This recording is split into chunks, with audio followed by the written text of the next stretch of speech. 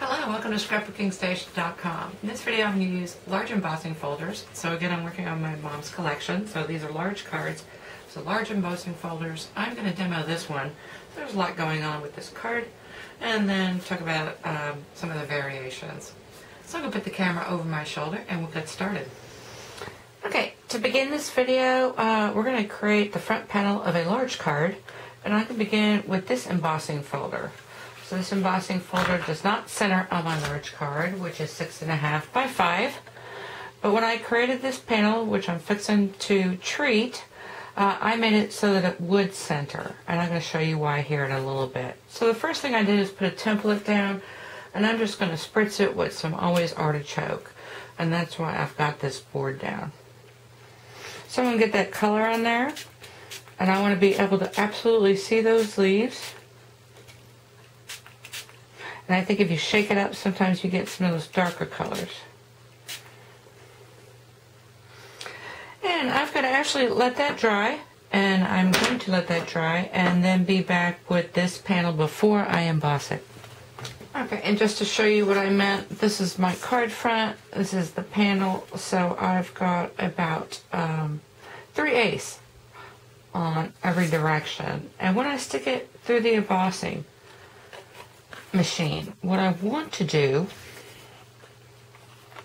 is center it this way, and I'm going to leave it down at the bottom, so top and both sides. And actually, when you look at my card, what's going to happen is it's going to be this way on my card. So I'm trying to get that just right, and I will before I dry emboss it, but I'm also going to dry emboss some of these elements because I want to trim those out and do something with those. And I've got the scratch from when I cut my card and my panel. So I'll be back with those pieces.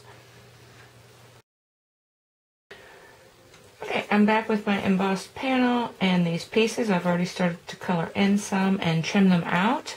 And don't be afraid to trim them out. The scissors kind of resist the raised areas, so it actually comes out pretty quick.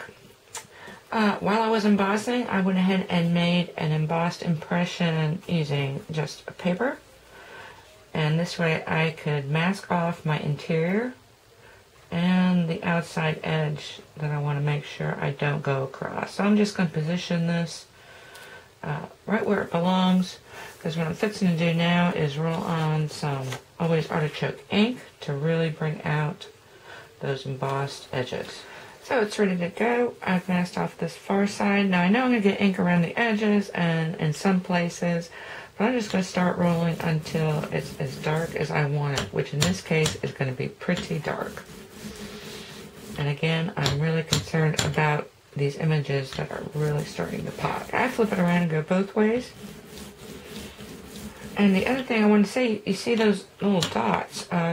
The way I secure my mask is by putting some Tombow glue dots, little mini dots, letting them dry, and then they become tacky enough to hold something like this. Okay, that's going to work, and so now we're moving on to the next step. The other thing I do is when I've got a template like this, I keep it forever. I just keep it in the embossing folder, and this way I don't have to create another one. Or maybe if I was using a light ink, I still would create another one. But this all stays together. Maybe I can reuse it, maybe not. Save myself a step. Okay, I'll be back in a second. Okay, this is the way things are going to situate on my panel, but before I put them on there, you have to make a decision whether you're going to heat emboss, because you don't want to do that with all these things sticking out as you tap off the powder. So I put those aside. I did want to talk about this guy. He's a little, he's distinctively die-cut hummingbird, and this is what that looks like. Comes in little pieces, and so you can do whatever colors you want. And of course, I just flip them over to make him looking this way, and he's going to actually be looking into this flower. So, I'm not totally pleased with this color, but since I've got it there, I need more of it. And actually, what is this? Cameo Coral, and it is the one color that I do not have a stamp pad for. Yeah, like the one color. So, I've got some painter's tape here that I made non-sticky, and I apologize that I'm in the way, but all I'm doing is putting some ink on this.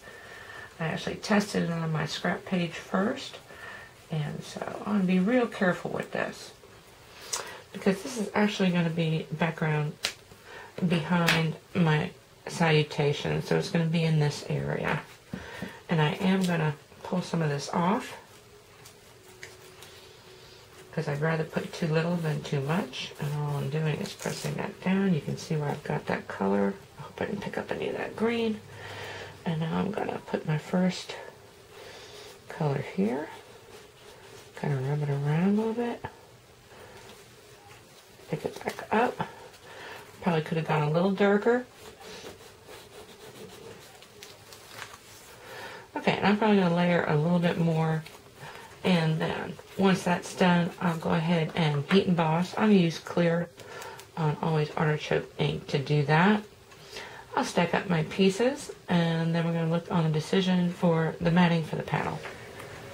Okay, I went ahead and finished up, and on as far as the matting, I put a 1/16 around just to give me a hint of that cameo coral, and then put a larger mat in the Always Artichoke behind that.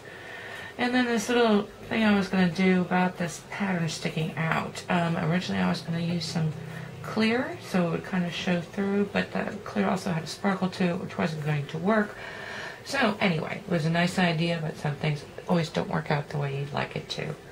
So I've got everything propped up on dimensionals, added some of the basic pearls, and then of course this ribbon here, and have happiness always. And on the inside, like I tend to do with a lot of my cards, is I just used my leftovers and added them along with 2 strips. Anyway, really pretty, a lot going on. So there are things that you can use in some cards and not all. Actually, if I had to do it over again, I may have left this one-dimensional, that one-dimensional, and then stacked some more up so I could have had my hummingbird turn the right way. But always something to do. Now I'm just going to show you these because all the techniques are pretty much the same, but for this next card I used this embossing folder, and you can see where I've kept my mask. So I didn't actually spritz anything. I just started with a panel of, I think this is lavender lace, and then inked it up with my eggplant inks. So same thing, masked it off. And then instead of using cardstock for these pieces, I actually took, well, this stuff's expensive, it's a mylar sheet. I think it's called amethyst mylar sheet. And I only cut out that much because I knew I wasn't going to use the rest of it. So then I treated that. And then pretty simple on the inside, happy day, and the butterfly. But what I wanted to share here is when I put this through this embossing folder, I centered this purple panel and just extended the mat down to the bottom. And with any of these panels, actually, it has to be a matte because they do get warped as they go through there. Now this is your standard 5.5 by 4 1/4 card. And the other thing you can do is, actually on all these cards, is make the front of your card shorter than the back of your card. And in this case, I actually moved it down and then used this edge as the bottom of this card. But this is basically the same design as that one. Anyway, I hope you took something away with you can use in your own card making, and thank you for watching.